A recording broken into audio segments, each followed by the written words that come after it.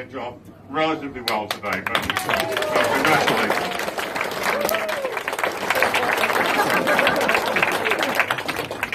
However, I needn't have had any worries because, as you all know, Georgina makes John carry a tracker so that she can know exactly where he is at any time, at any place.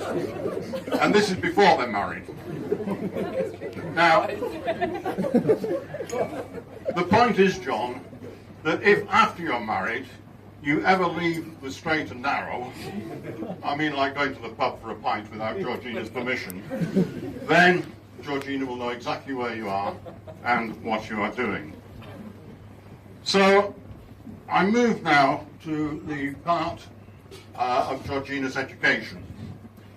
For the Hoopers, the Chadwicks, McDonoughs, they have heard all this at Lorna's wedding, so if they want to catch up on travel fatigue, that's fine by me.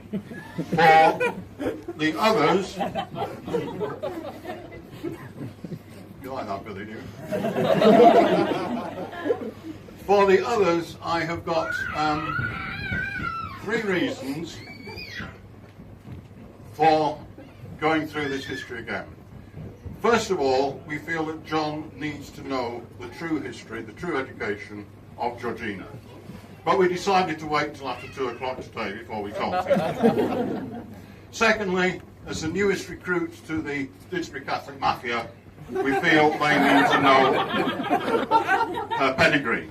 And thirdly, although I had this history at Lorna's wedding, video cameras were banned when Lorna found I was speaking, and so this time I managed to get somebody to take a video recording of it. Georgina was born, I've got it written down somewhere,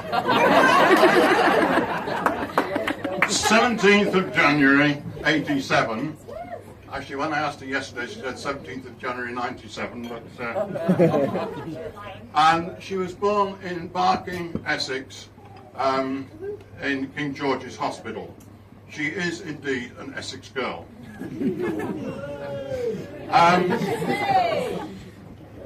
East End of London at that time was relatively quiet. The IRA were throwing a few bombs around, but otherwise it was relatively peaceful. But she soon left there, and 2 years after the end of the Falklands conflict, she moved to Argentina. And there at La Primera Pesos, you could find Georgina singing the Argentine national anthem, the longest anthem in the world, in perfect Spanish. Indeed, Spanish was her first language.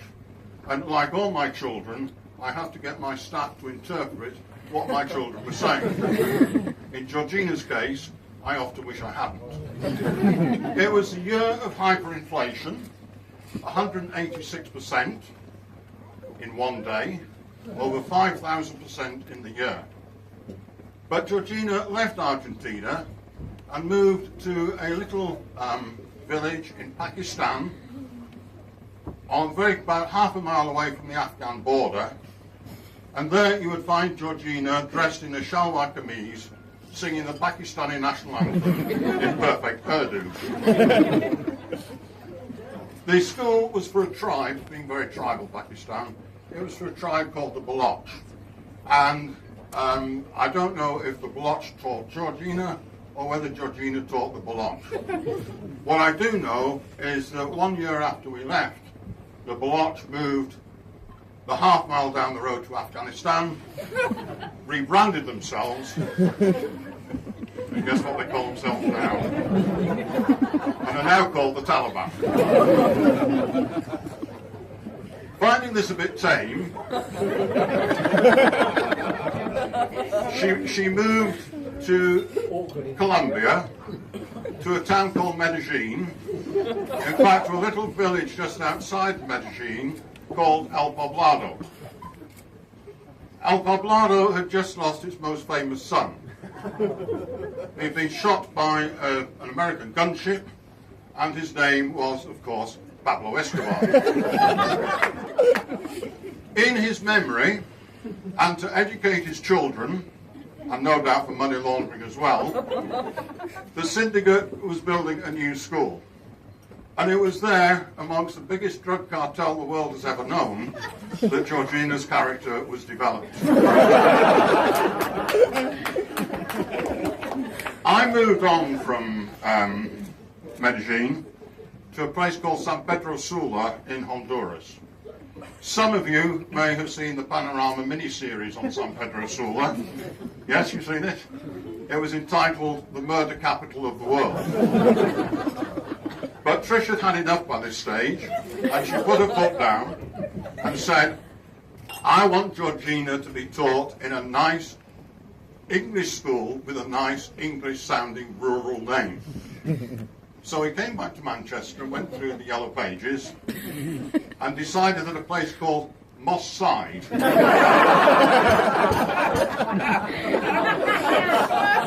seemed to be appropriate.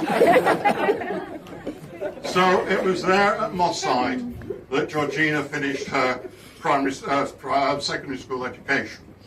After that, she went to Zavarians. We don't know what happened there.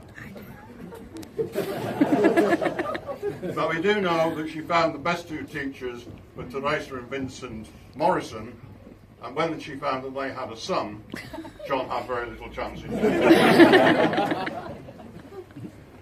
I'd like to finish with just a couple of quotes. I always like a few quotes. At Lorna's wedding, I used the quote of Mark Twain. Is that better? At Lorna's wedding, I used the quote of Mark Twain, which said, be nice to your son-in-law, because remember, he's the one that chooses your nursing home. But for Georgina, I would like the quote from the father of the bride. If the marriage is a good one, you have gained a son.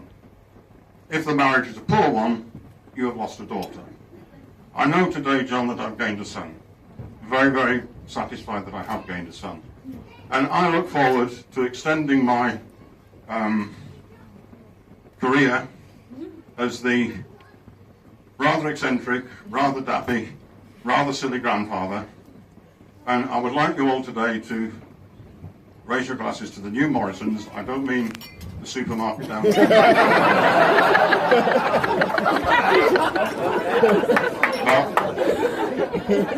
I would like you to remember, before you raise your glasses, that you are today witnessing, in my opinion, the start of one of the greatest marriages of the 21st century. So I ask you, the toast is, of course, John and George. Thank you.